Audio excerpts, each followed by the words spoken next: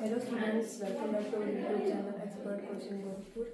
जैसा कि हमने अपना फैक्टर्स गुणनखंड ये हम अपना नया चैप्टर आज शुरू करने वाले हैं। इससे पहले हमने भिन्न का, होल नंबर्स का, नेचुरल नंबर्स या नंबर सिस्टम का हमने पूरा चैप्टर कर चुके हैं।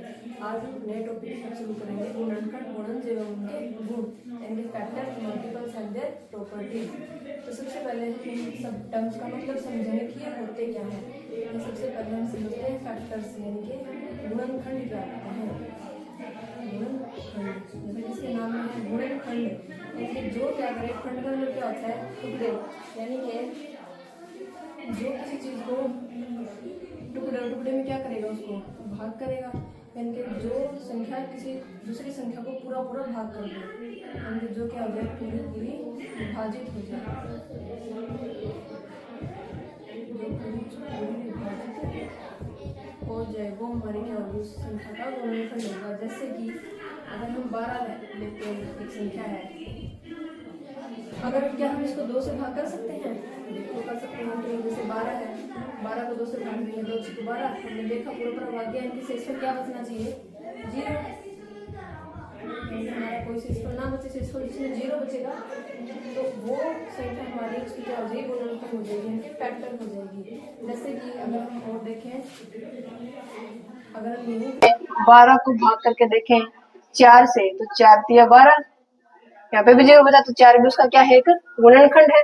यहीं पे अगर हम 5 देखें तो क्या 5 भाग हो रहा है, 5 दूनी 10 भाग तो हो रहा है, लेकिन हमारा क्या बच रहा है, शेषफल हमारा 2 बच रहा है, जो कि हमने देखा था शेषफल हमारा 0 बचना चाहिए, कोई शेषफल नहीं रही, लेकिन इसमें हमारा शेषफल 2 बच रहा है, तो ये हमारा इसका गुणनखंड नहीं है। ठीक है, इस तरह से हम गुणनखंड निकाल सकते हैं किसी भी नंबर के, किसी भी संख्या के। अब देखते हैं ऐसी और संख्याएं, उनके गुणनखंड हम निकालेंगे कैसे, हमें कैसे पता होगा कि किसके क्या क्या गुणनखंड होंगे। जैसे हमारे पास अगर 6 है, हम 6 को क्या लिख सकते हैं, हमें पता है ये 1 पे भाग हो रहा है, हाँ, फिर ये 2 पे, हाँ 2 तिया 6, ये 3 पे भाग हो रहा है, हाँ हो रहा है, तो ये सब इसके क्या हो गए, गुणनखंड हो गए। लेकिन ये भाग तो किस पे हो रहा है, 6 पे भी तो हो जाएगा, 6 खुद से भाग हो जाएगा, और किसी पे होगा 4 पे नहीं, और किसी पे भाग नहीं होगा, तो इसके जो गुणनखंड होंगे वो क्या क्या हो जाएंगे, 6 के गुणनखंड 1 2 3 और 6, ये चारों होंगे। देखो किसी भी संख्या में एक तो आएगा ही आएगा, और वो नंबर खुद भी आएगा, बस बीच में देखना है कि बीच में कौन सी संख्या है उसको भाग कर रही है। देखते हैं, और जैसे कि हमारे पास अगर 15 है, मैंने बताया एक खुद आएगा, एक वो संख्या समम आएगी, और इनके बीच में देखना जो जो इसको भाग कर रहा हो वो सारी संख्याएं आएंगी। अब इसके बीच में देखो क्या क्या आएगा, 2 करता है क्या, नहीं करता, 3 करता है, 4 नहीं करता, 5 करता है, 6 नहीं करता, 7 नहीं करता, 8 नहीं करता, 9 नहीं करता, और कोई नहीं करता, ये ही करते, उसके बाद लास्ट में बस 15 ही करेगा। तो ठीक है, हमने देखा गुणनखंड कैसे निकालते हैं किसी भी संख्या के, वो संख्या खुद उसका गुणनखंड होती है हमेशा, क्योंकि ये इसको पूरा भाग करेगी, और एक सभी संख्याओं का गुणनखंड होता है, बस उनके बीच में देखना कि कितनी संख्याएं उसको भाग दे रही है। अब हमने हमारा नंबर सिस्टम में किया था प्राइम नंबर्स, अभाज्य संख्याएं, उनमें क्या था, गुणनखंड क्या होते हैं अभाज्य संख्याओं के। जैसे 5 है, इसका गुणनखंड एक होगा, एक 5 होगा। 3 है, 1 होगा 3 होगा। 13 है, 1 होगा 13 होगा। वहां पे भी मैंने बताया था कि अभाज्य संख्याओं में क्या होता है, अभाज्य संख्याओं में गुणनखंड हमारा एक होता है, एक वो संख्या खुद होती है, केवल 2 ही गुणनखंड होते हैं, उनके अलावा और कोई भी अभाज्य संख्याओं का गुणनखंड नहीं होता। तो अगर आपको वहां से याद है कि कोई भी संख्या में दे रखी कि अभाज्य है, तो हम डायरेक्ट लेते हैं कि इसके 2 ही गुणनखंड है। जैसे अगर हमें दे दिया 73 के पूछ लिया कितने गुणनखंड है, अब अगर हमें याद है कि ये तो एक अभाज्य संख्या है, तो हम डायरेक्ट लेते हैं इसके 2 गुणनखंड होंगे। डायरेक्ट हमें अभाज्य संख्या से पता चल गया कि इसके तो 2 ही गुणनखंड होंगे। ये पूछ ले कौन से होंगे 2 गुणनखंड, फिर हम लिख देंगे एक होगा, एक वो 73 खुद हो जाएगा। ठीक है, तो ये होता है हमारा गुणनखंड किसी भी संख्या का। फिर हमारे पास क्या है, फिर हमारे पास आता है उभयनिष्ठ गुणनखंड। क्या आता है, उभयनिष्ठ गुणनखंड। क्या बोलते हैं उभयनिष्ठ को? Common common factor. देखो उभयनिष्ठ गुणनखंड का मतलब क्या होता है? उभयनिष्ठ का मतलब होता है जो चीज, अगर हम किन्हीं भी दो नंबर्स में बात कर रहे हैं जैसे कि 4 या 8 है या 12 या 18 है, कि इनमें हमारा दोनों में हो। उभयनिष्ठ का मतलब होता है दोनों में, या 3 है तो तीनों में, इनके सब में होना चाहिए वो नंबर, कि अगर 2 इसको भाग करे तो वो इससे भी करे, इसको भी करे, इसको भी करे, यानी कि वो सबको करे, वो होता है उभयनिष्ठ, जो सब में प्रेजेंट हो। उभयनिष्ठ गुणनखंड हमें पता कैसे चलेगा? जैसे हम 4 और 8 का देखें, 4 के क्या क्या गुणनखंड होंगे? मैंने बताया एक सबका होता है, तो शुरू में 1 लिख दो, फिर 2 को ये भाग कर रहा है, 3 को नहीं कर रहा, फिर 4 को कर रहा है, 4 से आगे कोई नहीं होगा क्योंकि वो नंबर खुद ही उसका आखिरी गुणनखंड होता है। 8 में देखिए, 8 में क्या आएगा? 1 खुद आएगा, फिर 2 से भाग हो रहा है, 3 तो नहीं होगा, 4 से हो रहा है, 5 नहीं होगा, 6 नहीं होगा, 7 नहीं होगा, फिर लास्ट में क्या आएगा? 8। इसमें भी सबसे बड़ा क्या आएगा? 8 ही आएगा। अब हमने देखा ये हो गए हमारे 4 के गुणनखंड, ये हो गए हमारे 8 के गुणनखंड। अब इनमें कॉमन क्या क्या है? 1 है, 2 है, 4 है, तो ये हो गए इन दोनों के उभयनिष्ठ गुणनखंड जो हमारे दोनों में प्रेजेंट है, 1, 2 और 4। अब देखो यहीं पे अगर हम कुछ और ले लेते, मान लो हम ले लेते 9, एक हमने ले लिया 9 है, तो 9 के क्या होंगे? 1 होगा, 2 नहीं होगा, 3 से भाग हो रहा है, 4 से नहीं होगा, 5 से नहीं होगा, 6 से भी नहीं होगा, पूरा पूरा भाग होना चाहिए, तो किससे होगा? फिर आखिरी में 9 से होगा। अब इन तीनों में अगर हम देखें तो इन तीनों में क्या क्या है उभयनिष्ठ गुणनखंड? बताओ। यहाँ पे था 2 4, यहाँ पे भी था 2 4। अब इन तीनों में देखा एक एक एक सब में कॉमन है, 2 नहीं है, 4 नहीं है और कुछ नहीं है, तो 1 आया कॉमन। ऐसे अगर कुछ और ले लेंगे उसमें भी 1 तो आएगा ही आएगा। तो हमने क्या देखा कि जितने भी नंबर्स हैं 1 तो सबका ही गुणनखंड है, तो 1 क्या हो जाएगा सभी संख्याओं में? उभयनिष्ठ गुणनखंड। 1 जो होता है वो हमेशा, ये भी वन लाइनर क्वेश्चन में हमसे पूछ सकता है कि 1 जो है वो हमेशा सभी संख्याओं का उभयनिष्ठ गुणनखंड होता है, उभयनिष्ठ गुणनखंड होता है। ठीक है, हमने देख लिया कि 1 सब में होता है। अब हमारे पास था 12 और 18, ऐसे इनका और देख लो, 1 तो होगा ही होगा, 2 पे हो रहा है ये, हाँ ये 12 3 पे भाग जाता है, 4 पे जाएगा, 5 पे नहीं जाएगा, 6 पे जाएगा, फिर जाएगा सीधा 12 पे। ऐसे ही 18 2 पे जा रहा है, 3 पे जा रहा है, 4 पे नहीं जाएगा, 5 पे नहीं जाएगा, 6 पे जाएगा, 7 8 पे नहीं, 9 पे, उसके बाद डायरेक्ट 18 पे। अब देखो इन दोनों में कॉमन क्या है? 1 है, 2 भी है, 3 भी है, 6 भी है, 9 नहीं है, 18 नहीं है, तो उभयनिष्ठ गुणनखंड इनके कितने हुए? 1 2 3 6, ये हो गए हमारे उभयनिष्ठ गुणनखंड 12 और 18 के। ठीक है, हमने देख लिया उभयनिष्ठ गुणनखंड। फिर हमारे पास नेक्स्ट आता है अभाज्य गुणनखंड। अभाज्य गुणनखंड, तो देखो अभाज्य गुणनखंड मतलब क्या होता है? हमने देखा था अभाज्य संख्याएं क्या होती है?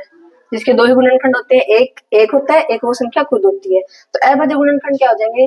कि जिस संख्या के गुणनखंड सारे अभाज्य हों, मतलब जैसे हमने ले लिया 6 ले लेते हैं, 6 को हम क्या लिख सकते हैं? 2 गुणा 3, तो ये दोनों हमारे क्या है? अभाज्य गुणनखंड है ना। 2 क्या है? अभाज्य। 3 भी क्या है? अभाज्य। तो हम लिख सकते हैं कि 6 के गुणनखंड क्या है? अभाज्य हैं। जैसे एक और एग्जांपल लिखते हैं हम, 6 के हो गए, 18 को क्या लिख सकते हैं? पहले 2 पे जाएगा, 2 तिया 6 तिया 18, इसमें भी देखो ये भी अभाज्य है, ये भी अभाज्य है, ये भी अभाज्य है, सारे इसके गुणनखंड अभाज्य आए हैं, तो ये भी हमारे अभाज्य गुणनखंड होंगे इसके। इससे और आगे 36 ले लो, 36 को क्या लिख सकते हैं? 2 गुणा 2, 2 दूनी 4 तिया 12 तिया 36, इसमें भी क्या है? ये भी अभाज्य, ये भी अभाज्य, ये भी सारे गुणनखंड क्या है इसके? अभाज्य हैं, तो इसको भी हम अभाज्य गुणनखंड लिख सकते हैं। तो अभाज्य गुणनखंड में हमारा बस इतना सा है कि उसमें जो गुणनखंड है वो सारे अभाज्य होने चाहिए। फिर आता है हमारा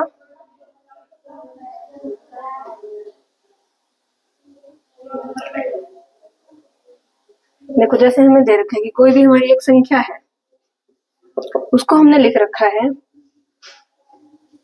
a की पावर x गुणा b की पावर y गुणा c की पावर z। क्या है ये, इसको भी बताते हैं। जहां a b c हमारे कोई भी अभाज्य संख्या बोल दी, जैसे हमने पिछले किया था, तो n के कुल अभाज्य गुणनखंड कितने होंगे। देखो मतलब ये हमारी शॉर्ट ट्रिक बोल सकते हैं कि क्या होगा। जैसे हमने 18 में किया था, 18 को हम क्या लिख सकते हैं, 2 गुणा 3 लिखा था हमने, 2 3 6 18।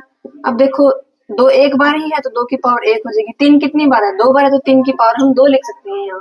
तो देखो इसके अकॉर्डिंग इसको मैच करके देखो, यहाँ पे हमारा नंबर हो गया 18, यहाँ पे उसके अभाज्य गुणनखंड शुरू में 2 आया, फिर 3 आया, फिर आगे कुछ हो रहा था तो वो, और एक्स वाई जेड क्या होंगे, उनके पावर्स, यानी कि वो कितनी बार आए हैं, 2 एक बार आया है, 3 2 बार आया है। तो हम लिख सकते हैं इसके जो अभाज्य गुणनखंड होंगे वो कितने होंगे। ये नहीं पूछा कि कौन से होंगे, कितने होंगे। तो इसके जो अभाज्य गुणनखंड है वो कितने होंगे, तो इसको हम क्या लिख सकते हैं, इन सबको जोड़ दो जितनी पावर्स हैं। हमारे पास 2 ही पावर्स थी, 1 और 2, 2 और 1 को जोड़ा कितना हो गया 3। तो हमारे इसके अभाज्य गुणनखंड कितने होंगे 3, जो कि हमने देखा 3 ही थे। हाँ वो बार बार 3 ही आ रहा है, कोई दिक्कत नहीं है, वो आना चाहिए। जैसे 3 2 बार आया तो हम उसको 2 बार ही काउंट करेंगे। ऐसे ही जो मैंने एक और बताया था, जैसे हम अगर करें 36 का, उसको क्या लिखा था, 2 दूनी 4 तिया 12 तिया 36। अब 2 कितनी बार आया है, 2 बार, 3 भी कितनी बार आया है, 2 बार। तो इसके अभाज्य गुणनखंड की संख्या कितनी होगी, इन दोनों को जोड़ दो, 2 और 2 कितना होगा 4। तो यहाँ पे भी देखो कितने आए थे 4, ठीक है। तो ऐसे हम अगर हमें पावर्स में बड़ी सी संख्या दे रखी है और ये वाले सारे अभाज्य होने चाहिए, तो हम क्या कर सकते हैं, उसके अभाज्य गुणनखंड की संख्या निकाल सकते हैं कि उसमें कितने अभाज्य गुणनखंड हमारे होंगे। ठीक है, इसमें हम छोटी संख्या में नहीं, हमें बड़ी संख्या में देगा, क्योंकि हमें उसमें पता नहीं चलेगा कि इसके अभाज्य गुणनखंड कैसे निकालने हैं। तो हम उनका गुणनखंड इस तरीके से करेंगे, इसके हम क्वेश्चंस करेंगे एक्सरसाइज में। फिर हमें बोला है कि गुणज, अब हम देखते हैं हमारा नेक्स्ट फैक्टर्स हमारा हो गया। अब हम गुणज देखते हैं, इनके मल्टीपल्स।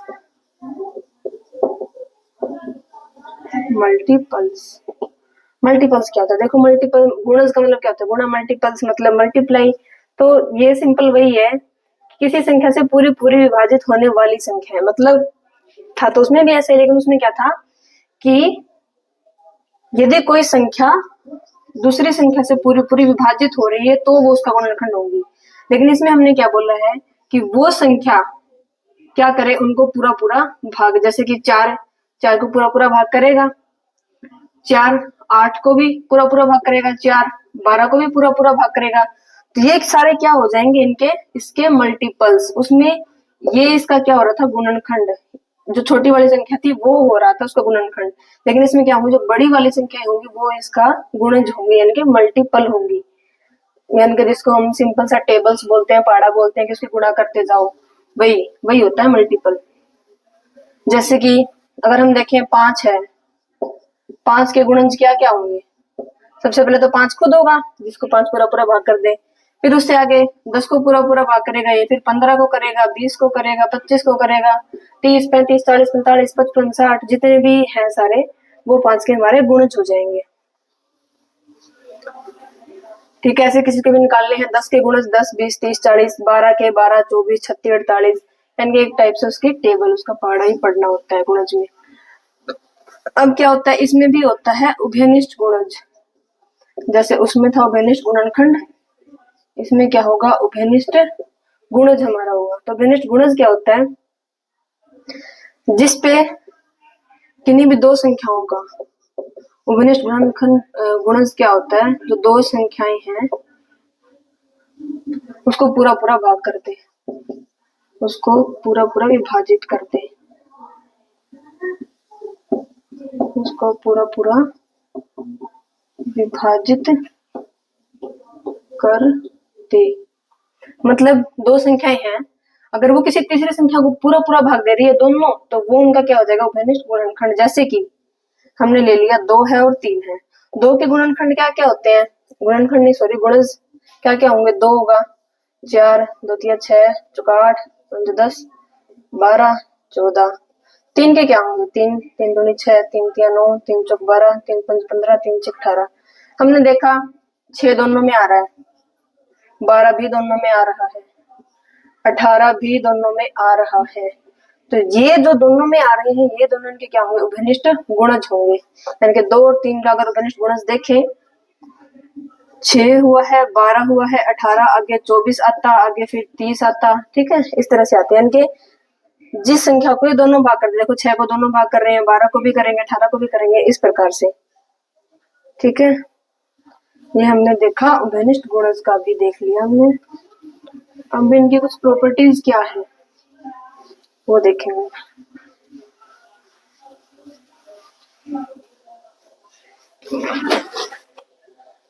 जैसे मैंने आपको बता दिया, एक जो होता है वो प्रत्येक संख्या का गुणनखंड होता है और प्रत्येक संख्या स्वयं का भी गुणनखंड होती है। ठीक है, और गुणज अगर देखें तो हमने देखा था जैसे कि 4 के गुणज मल्टीपल्स में क्या क्या आए थे, 4, 8, 12, 16। 7 का देखें, 7 दूनी 14, 7 21, 7 चौक 28। यानी कि वो संख्या स्वयं भी आ रही है। तो यानी कि अगर कोई भी संख्या है वो क्या होती है, स्वयं की गुणनखंड भी होती है और गुणज भी होती है। ठीक है, तो यानी कि एक सबका क्या होता है, गुणनखंड होता है और वो संख्या भी स्वयं की गुणनखंड होती है और गुणज में भी क्या होगी, वो संख्या स्वयं की गुणज होगी।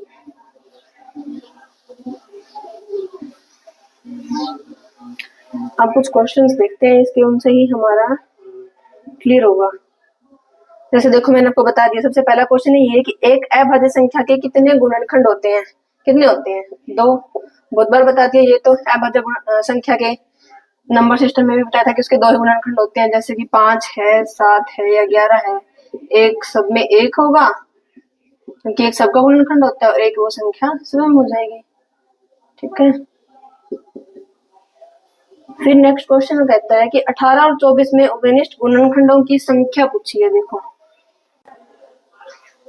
देखो हमारा नेक्स्ट क्वेश्चन है 18 और 24 में उभयनिष्ठ गुणनखंडों की संख्या हमें बतानी है।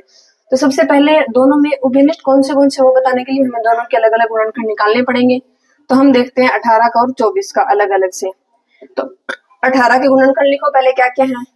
सबसे पहले 1 है, फिर 2 पे भी ये भाग हो रहा है, 3 पे भी हो रहा है, 4 पे नहीं है, 5 पे नहीं है, 6 पे हो रहा है हमारा, 7 पे नहीं है, 8 पे नहीं है, 9 पे हो रहा है, 10 नहीं है, 11 नहीं है, 12 नहीं है, उसके बाद सीधा 18 पे ही जाएगा। ऐसे ही 24 के देखो, 1 पे जा रहा है, 2 पे, 3 पे भी जा रहा है, 4 पे भी, 5 पे नहीं, 6 पे, 8 पे, फिर 12 पे, फिर 24 पे। अब निकाल दो इनमें से उभयनिष्ठ गुणनखंड।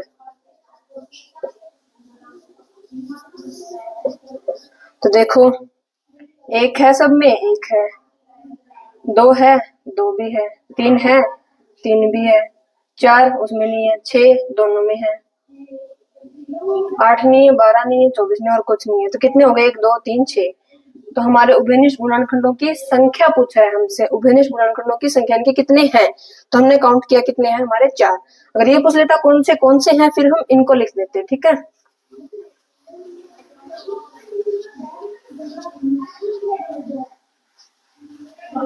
फिर देखो नेक्स्ट में क्या पूछ रखा है। हमसे पूछा है 14 और सतंतर के बीच किसके गुणज पूछे हैं हमसे, 7 के गुणजों की संख्या, 7 के गुणजों की संख्या। ठीक है, तो हमसे पूछा 7 के गुणज। तो पहले इनके बीच में नहीं, पहले लिख लो 7 के गुणज कौन से होते हैं, इनके बीच में हम अपने आप पता लगा लेंगे। सबसे पहले क्या होता है, 7, फिर 14, 7 तिया 21, 7 चौक 28, 7 पंच 35, 7 छिक 42, 7 7 49, 7 8 56, 7 9 63, 7 10 70, फिर 11 77, 12 84। हमसे बोला क्या है, 14 और सतंतर के बीच। अब देखो 14 और सतंतर के बीच का मतलब क्या है, 14 से बड़ी, सतंतर से छोटी। अब देखो 14 से बड़ा यहाँ से शुरू हो गया और सतंतर से छोटा यहाँ तक हो गया। इनके बीच में गुणजों की संख्या काउंट कर लो, 1 2 3 4 5 6 7 8। कितने हो गए, 8 हो जाएंगे। ठीक है, ऐसे हमको गुणजों की संख्या निकालनी है। हमसे जैसे पूछा था अगर 14 और 77 के बीच हमने देख लिया, जो 14 से बड़ी थी वो और 77 से छोटी हमने क्या कर ली, यहाँ पे काउंट कर ली। ठीक है, ऐसे ही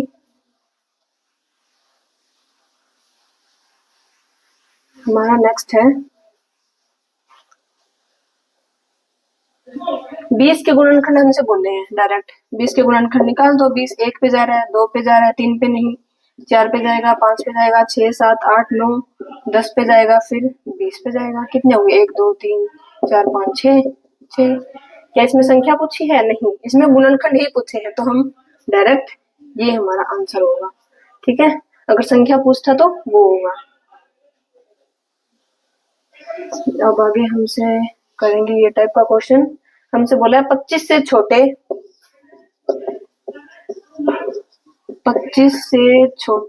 3 के गुणजों की संख्या। अब 25 से छोटे हम ये बाद में निकाल लेंगे, पहले गुणज किसके निकालने, 3 के। 3 के गुणज निकाल लो। सबसे पहले 3 दूनी 6 या 9 चौक 12, 3 पंजे 15, 3 6 18, 3 7 21, 3 8 24। अब हमसे क्या बोला है, 25 से छोटे, तो 25 से छोटे ही हमने लिखे हैं। आगे तो 3 27 आ जाएगा जो 25 से बड़ा हो गया, तो 25 से छोटे सारे इसके ये हो गए। इनकी संख्या पूछिए, काउंट कर लो, 1 2 3 4 5 6 7 8। कितने हो गए, 8 होंगे। ठीक है, कितना आसान।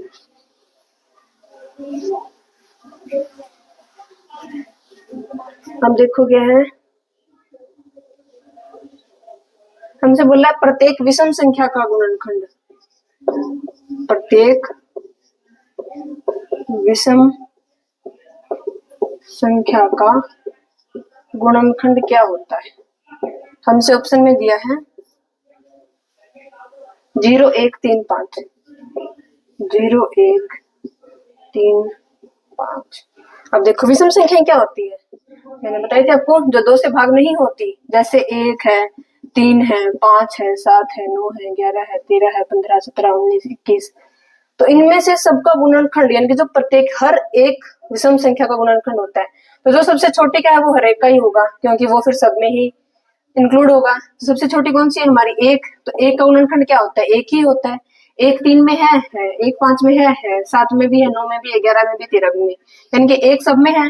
तो 1 क्या हो गया, प्रत्येक विषम संख्या का गुणनखंड। अगर यहीं पे हम 3 को देखते हैं, तो देखो 3 तो केवल 3 का ही है। 3 ना 1 का है, ना 5 का है, ना 7 का है, हाँ 9 का है, ना 11 का है, ना 13 का है, 15 का हो जाएगा। लेकिन ये कुछ विषम संख्याओं का गुणनखंड हो रहा है, लेकिन सबका तो नहीं हो रहा ना। हमें वो निकालना है जो सबका गुणनखंड है। तो हमने देखा केवल एक ही ऐसा है जो सब विषम संख्याओं का गुणनखंड है।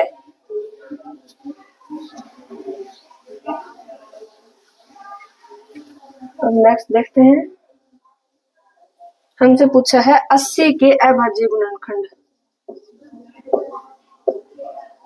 अब देखो 80 के अभाज्य गुणनखंड, 80 के गुणनखंड क्या क्या होंगे। जब हमें अभाज्य गुणनखंड निकालने हैं तो हम उसको कैसे लिखते हैं, गुणा में, जैसे 2 गुणा 3 गुणा ऐसे करके।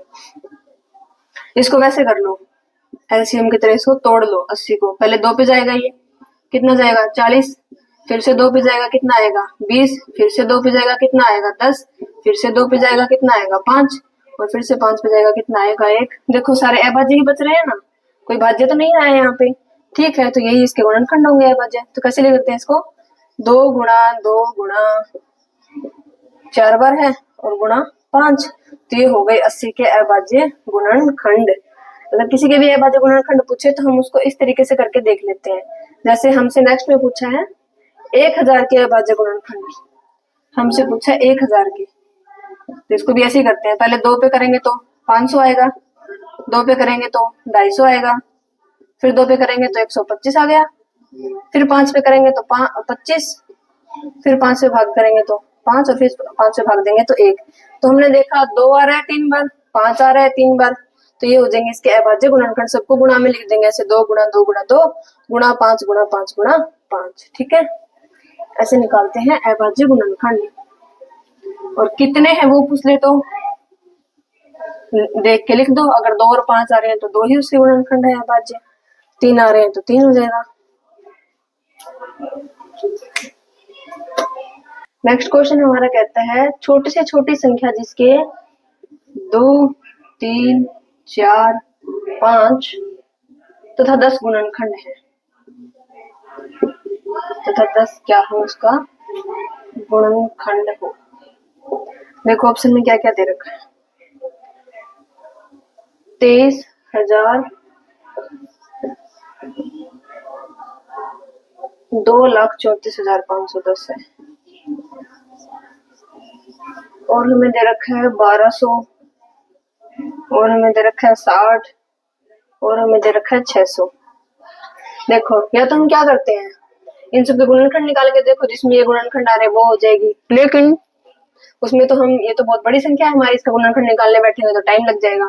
तो हम क्या करें, या तो ये कर लेते हैं भाग करके देख लेते हैं जो इन सबसे भाग हो रही है, सबसे छोटी से छोटी पूछे है ना, सबसे छोटी पूछा है हमसे, तो जो सबसे छोटी होगी वो हमारा आंसर हो जाएगा।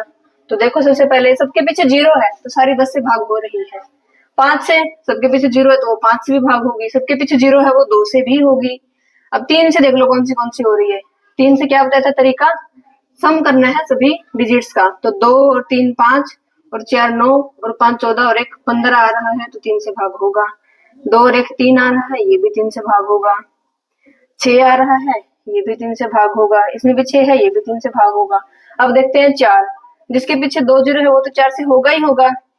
10 है, 10 4 से भाग होता है क्या, नहीं होता, तो ये ऑप्शन हमारा कट हो गया। अब 60 4 से भाग होता है क्या, होता है, 15 चौक 60। ये तीनों ऐसे हैं जो इन सबसे भाग हो रहे हैं। फिर ये काम आएगा हमारा, क्या पूछा है हमसे, सबसे छोटी। अब देख रहे इन तीनों में सबसे छोटी कौन सी है, 60 है, तो डायरेक्ट 60 पे टिक कर दिया। स्टार्टिंग में ही हम ये देख के करते कि सबसे छोटी जो है उसके गुणनखंड निकाल के देख लो। हमने देखा सबसे छोटी 60 है, हम 60 के गुणनखंड अगर निकाले, 1 है 2 पे जाएगा, 3 पे भी जाएगा, 4 पे भी जा रहा है, 5 पे भी जा रहा है, 6 पे भी जा रहा है, 7 पे नहीं, 8 पे नहीं, 9 पे नहीं, 10 पे जा रहा है, 12 पे जा रहा है, 15 पे, 20 पे और 30 पे और 60 पे। हमसे पूछा है जिसमें 2 3 4 5 और 10 उसके गुणनखंड होने चाहिए। हमने देखा ये सारे इसके गुणनखंड हो रहे हैं और ये इन सब में क्या सबसे छोटी संख्या भी है, तो यही हमारा आंसर, वहीं पे टिक कर देते हैं। ठीक है, तो ऐसे ही हम ऑप्शन से ऐसे क्वेश्चंस को बड़े जल्दी कर सकते हैं।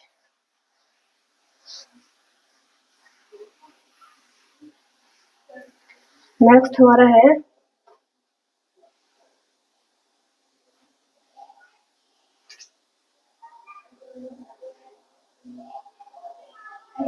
हमसे पूछा है प्रथम 100 संख्याओं में, प्रथम 100 संख्याओं में कितनी संख्याएं, प्रथम 100 संख्याओं में कितनी संख्याएं, कितनी संख्याएं 3 और 7 दोनों की गुणज है, 3 और 7 दोनों की गुणज है। तो देखो जो दोनों की गुणज हमें वो बतानी है 100 संख्याओं में, यानी कि 1 से 100 तक प्रथम 100 संख्या में ही होती है। तो या तो पहले क्या करें, 3 के और 7 के अलग अलग निकाल लो, फिर उनमें जो दोनों के गुणज है वो देख लो, 100 तक ऐसे निकाल लो, या इनका सबसे पहला गुणज निकाल लो। सबसे पहला गुणज क्या होगा, इन दोनों की गुणा ही होगी क्योंकि ये दोनों अभाज्य संख्याएं हैं। तो इनका पहला गुणज क्या होगा, 3 गुणा 7 21 होगा। अब जैसे हम गुणज के लिए इसकी टेबल पढ़ते हैं, 3 दूनी 6 3 3 9, 7 की टेबल पढ़ते हैं, 7 दूनी 14 7 21। अब इसके टेबल पढ़ लो, वो इनके क्या हो जाएंगे, दोनों के गुणज हो जाएंगे। जैसे कि 21 21 दूनी 42, 21 दिया 63, 21 चौक 84, 21 पंजा 105, इस तरह। तो 100 तक कौन से हैं, यही तो है प्रथम 100 संख्याओं में इनके गुणज, तो ये हमारा आंसर हो जाएगा अगर हम ऐसे निकालते हैं। तो अगर अलग अलग निकाल लें 3 के और 7 के, तो ऐसे 3 के निकालो, 3 दूनी 6 3 3 9 3 चौक 12 3 पंजे 15 3 7 21 3 चौक 28, सॉरी बीच में 18 भी रह गया, 3 6 18 3 7 21 3 8 24 3 9 27 3 10 30, फिर 33, फिर 36 39, सारे 100 तक लिखने पड़ेंगे आपको। 42 ऐसे 7 के लिखे, 7 दूनी 14 7 दिया 21 7 चौक 28 7 पंजा 35 7 6 42 7 7 49 7 8 56 7 9 63 7 9 70, फिर 77 ऐसे। तो देखो इनमें सबसे पहले कॉमन क्या बन रहा है 21, उसके बाद कॉमन क्या बन रहा है 42, उसके बाद आगे क्या आएगा इसमें 63, इसमें भी आएगा 63, फिर क्या आएगा इसमें 84, इसमें भी क्या आएगा आगे 84। तो हमने देखा इसमें क्या हो रहे हैं, चार हमारे ऐसे संख्या बन रही है जो 3 और 7 दोनों की हमारी गुणज होती है। ऐसे पूरा ना लिख के हम डायरेक्ट ये देख लेंगे कि पहला गुणज इनका क्या है 21, फिर डायरेक्ट उसकी गुणा करते रहो, पहले 2 से 3 से 4 से 5 से 6 से, वो सारे 3 और 7 के गुणज हो जाएंगे। ठीक है,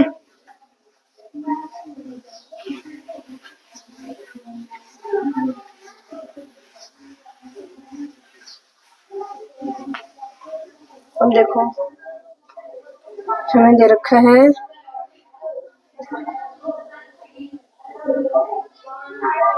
ये हो गया 60 का गुण, सारे गुणनखंड वाले ही क्वेश्चन हैं ऑलमोस्ट। जैसे हमसे बोला है 8 के प्रथम 5 गुणज, तो 8 के प्रथम 5 गुणज, पहला 8, बस 5 तक पढ़ा पढ़ना है। 8 दूनी 16, 8 तिया 24, 8 चौक 32, 8 पंजे 40, ये हो गए इसके 5 गुणज। ठीक है, अब नेक्स्ट टाइप करते हैं इसका क्वेश्चन।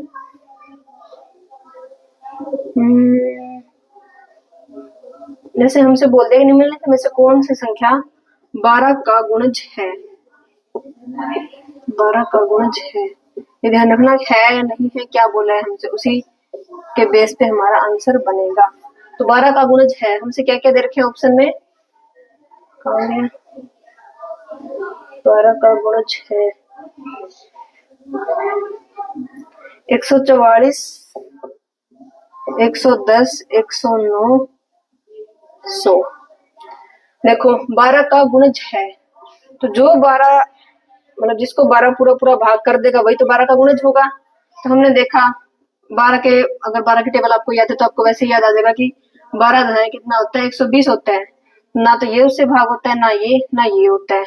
और 12 के ये धाया हो गया, इसके बाद कितना आता है 132, उसके बाद कितना आता है 144, ये हो जाएगा। अगर ऐसे याद नहीं है फिर क्या करेंगे, इनको भाग दे के देख लेंगे, जो 12 से पूरा पूरा भाग होएगा वो उसका क्या हो जाएगा गुणज। अब 12 से पूरा पूरा भाग देने के लिए 12 के देखो क्या टुकड़े बन रहे हैं, 2 गुणा 2 गुणा 3, 2 दूनी 4 के 12, यानी कि जो 4 पे पूरी पूरी भाग जाएगी और जो 3 पे पूरी पूरी भाग जाएगी वो 12 पे भी जाएगी।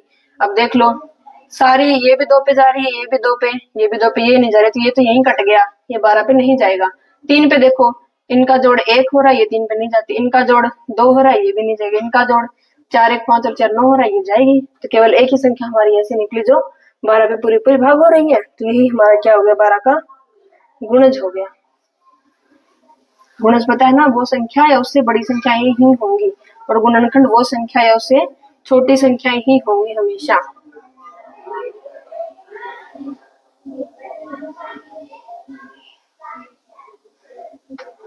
जैसे हमसे बोल दिया हमें बताना है 85 के गुणनखंड क्या क्या है। ठीक है, अब देखो 85 सबसे पहले 1 पे जा रहा है, फिर 2 पे नहीं है, 3 पे भी नहीं जाता, 8 और 5 13 होता है, 4 पे भी नहीं जाता, 5 पे जाता है, 7 पे नहीं जाएगा, 8 पे भी नहीं, 9 पे, 10 पे, 11 12 किसी पे नहीं जाएगा, कितने पे जाएगा ये 17 पे, क्योंकि 17 पंजे 85 होता है। तो ये क्या होंगे इसके अभाज्य गुणनखंड क्या हो जाएंगे इसके 5 गुणा 17, और कितने हैं इसके अभाज्य गुणनखंड 2 है, और टोटल गुणनखंड कितने हैं 3 है। ठीक है, अब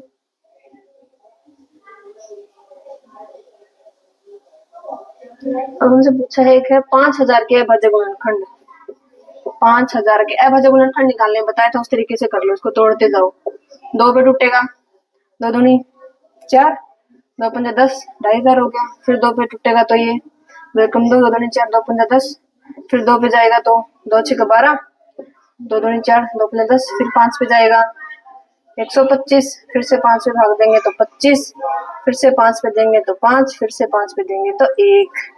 तो ये हो गई इसके अभाज्य गुणनखंड। 2 कितनी बार आया है 3 बार, 2 गुणा 2 गुणा 2, और यहाँ लिख देती हूँ 2 गुणा 2 गुणा 2, और 5 कितनी बार है 4 बार, तो 5 बार हम किसको लिख देंगे 4 बार 5 को लिख देंगे। ये हो गए 5000 के अभाज्य गुणनखंड। ठीक है, ऑलमोस्ट इसमें लगभग यही टाइप्स के सवाल हैं, सभी में गुणनखंड और गुणज यही सब निकालना है, जो कि मैंने आपको बेसिक सारे क्वेश्चन बता दिए हैं। फिर भी आपको लगता है कि कोई अलग टाइप का क्वेश्चन इसमें बन सकता है या कोई ऐसा क्वेश्चन है जो आपको समझ नहीं आया है, तो हमें जरूर बताइएगा। और आपको वीडियो कैसे लगे हमें कमेंट करके जरूर बताइएगा, और आगे के ऐसे कंटेंट के लिए हमसे जुड़े रहिए। Thank you.